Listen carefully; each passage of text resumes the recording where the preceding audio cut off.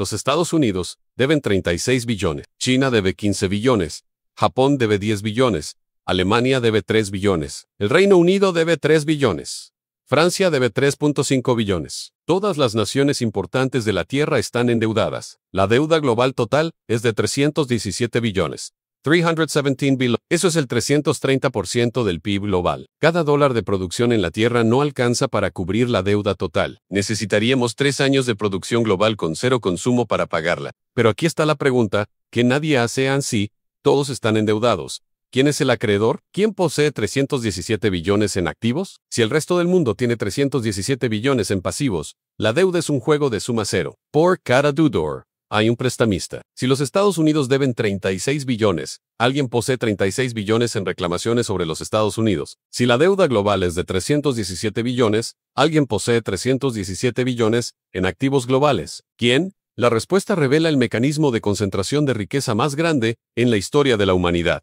No a través de la conquista, no a través del robo, sino a través de un sistema donde muchos piden prestado y pocos prestan, donde el interés se compone eternamente y donde la deuda matemáticamente no puede ser pagada por lo que crece perpetuamente, mientras canaliza la riqueza hacia arriba. Aquí está quien posee realmente los 317 billones en deuda global. Como el sistema crea deuda, sin crear el dinero para pagarla. Porque esto es un diseño intencional, no una crisis accidental, que instituciones e individuos específicos se benefician de la deuda perpetua. ¿Y por qué el sistema eventualmente debe colapsar? Pero solo después de la extracción máxima. Entender esto no se trata de economía, se trata de ver que el sistema de deuda global es el mecanismo por el cual la riqueza se concentra en menos manos, mientras hace que esa concentración parezca natural e inevitable. Antes de identificar quién posee la deuda, necesitas entender qué es realmente la deuda en el sistema moderno. La mayoría de la gente piensa que la deuda funciona como un préstamo personal. Tú pides prestados $10,000 a un banco. El banco tenía $10,000 y te los presta. Cuando pagas, el banco recupera sus $10,000 más intereses. Así no funciona la deuda moderna. Cuando un gobierno pide dinero prestado emitiendo bonos, el dinero no existe antes del préstamo. El acto de pedir prestado crea el dinero. El Banco Central o los bancos comerciales compran los bonos del gobierno, creando dinero de la nada a través de entradas en libros contables. El gobierno de ANU necesita $1 billón. Emite bonos del Tesoro. La Reserva Federal anuncia que comprará 500,000 millones de esos bonos. Los bancos comerciales compran los otros 500,000 millones. ¿De dónde saca la Reserva Federal los 500,000 millones? No los tiene. Crea el dinero tecleando números en una computadora. El balance de la Reserva Federal aumenta en 500,000 millones en activos y 500,000 millones en pasivos. Los bancos comerciales hacen algo similar a través de la banca de reserva fraccional. El dinero no existía antes. Existe ahora porque de la compra de bonos. Cuando el gobierno de ANU pide prestados $1 billón, ese billón se crea a través del proceso de endeudamiento. Pero aquí está la parte crítica. Solo se crea el principal. Los intereses no se crean. Si el gobierno pide prestados $1 billón a 5% de interés, debe pagar $1 billón más 50,000 millones de intereses por año. Pero solo se crearon $1 billón. Los 50,000 millones para pagar intereses deben venir de algún otro lado. ¿De dónde? De préstamos futuros o de impuestos sobre la oferta monetaria existente. Esto crea una trampa matemática. La deuda total siempre supera la oferta monetaria total, porque se deben intereses sobre la deuda, pero nunca se crearon. El sistema requiere un crecimiento perpetuo en la deuda solo para servir la deuda existente. Esto no es un error, es el diseño. Ahora, déjame mostrarte quién posee la deuda. La respuesta son 4 categorías de acreedores: bancos centrales, inversores institucionales, gobiernos extranjeros e individuos ricos. Primera categoría: bancos centrales. La Reserva Federal posee 5 billones en deuda del gobierno de ANU. El Banco de Japón posee 5 billones en deuda japonesa. El Banco Central Europeo posee 5 billones en deuda europea. El Banco Popular de China posee 3 billones en deuda del gobierno chino. Los bancos centrales globales poseen aproximadamente 25 billones en bonos gubernamentales.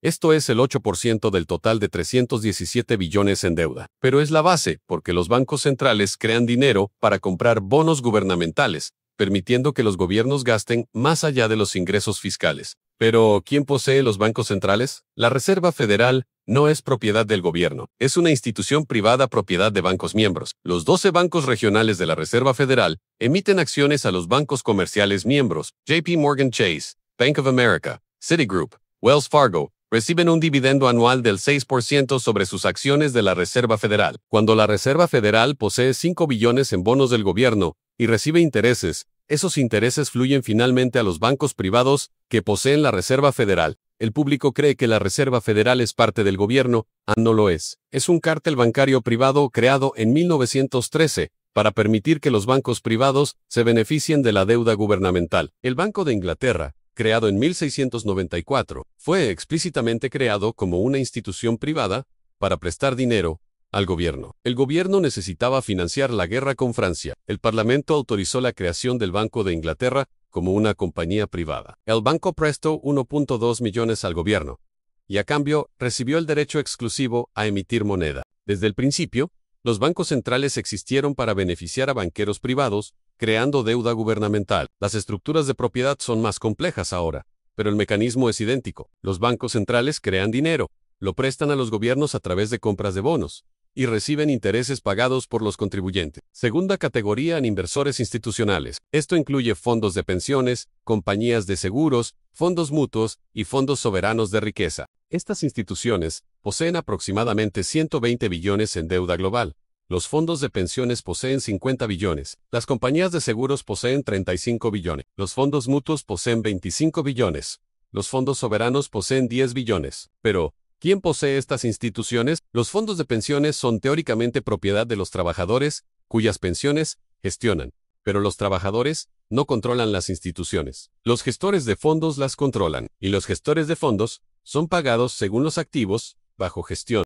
Las compañías de seguros son propiedad de accionistas. MetLife, Prudential, AG, son corporaciones cotizadas en bolsa, pero la propiedad de acciones está concentrada. El 10% superior de hogares posee el 89% de acciones y bonos. Las compañías de seguros son efectivamente propiedad de los ricos. Fondos mutuos como Vanguard, BlackRock y State Street gestionan 20 billones en activos. Vanguard es teóricamente propiedad de los inversores en fondos, pero el control está en la gestión. BlackRock y State Street son cotizadas en bolsa con propiedad concentrada entre accionistas ricos. El patrón en todos los inversores institucionales es que el control está en una pequeña clase de gestores y el beneficio económico final fluye desproporcionadamente a los ricos. Tercera categoría en gobiernos extranjeros. Los gobiernos extranjeros poseen aproximadamente 30 billones en deuda emitida por otros países. China posee 3.2 billones en activos extranjeros, incluyendo 850.000 millones en bonos del tesoro de Eian Yuan.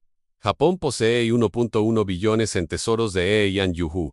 ¿Por qué los gobiernos extranjeros poseen deuda de otras naciones? Por el sistema comercial. Cuando China exporta 500.000 millones más a América de lo que importa, China recibe 500.000 millones en dólares. China compra bonos del tesoro de Eian Yuan con los dólares. El sistema beneficia a ambos lados a corto plazo. América obtiene bienes baratos y China financia las compras prestando el dinero de vuelta, pero crea dependencia a largo plazo. Dentro de China, ¿quién se beneficia de poseer billones en bonos extranjeros? No el trabajador chino promedio. El gobierno chino posee los bonos controlados por la élite del Partido Comunista. Cuarta categoría en individuos ricos y oficinas familiares. El 1% global superior posee aproximadamente 40 billones en activos financieros, mucho de ello en bonos. El 0.1% superior posee 20 billones. El 0.01% superior, aproximadamente 500.000 familias globales, posee 10 billones. Estas familias, los Rothschild, los Rockefeller, los Walton, los Mars, los Koch, la familia real saudí, poseen carteras masivas de bonos. Cuando tienes 10.000 millones en riqueza, compras bonos gubernamentales, bonos corporativos, activos que pagan intereses de manera segura. Una familia con 10.000 millones en bonos al 4% recibe 400 millones anuales en ingresos por intereses. No trabajan, no producen nada, cobran 400 millones por año de intereses pagados por los deudores. Este es el mecanismo central de concentración de riqueza a través de la deuda. Los ricos prestan a todos los demás y cobran intereses perpetuamente. Los intereses se pagan a través de impuestos, a través de ganancias corporativas extraídas de los trabajadores, a través de pagos de hipotecas. La riqueza fluye de los muchos a los pocos, a través del sistema de deuda. Ahora, sumemos las 4 categorías.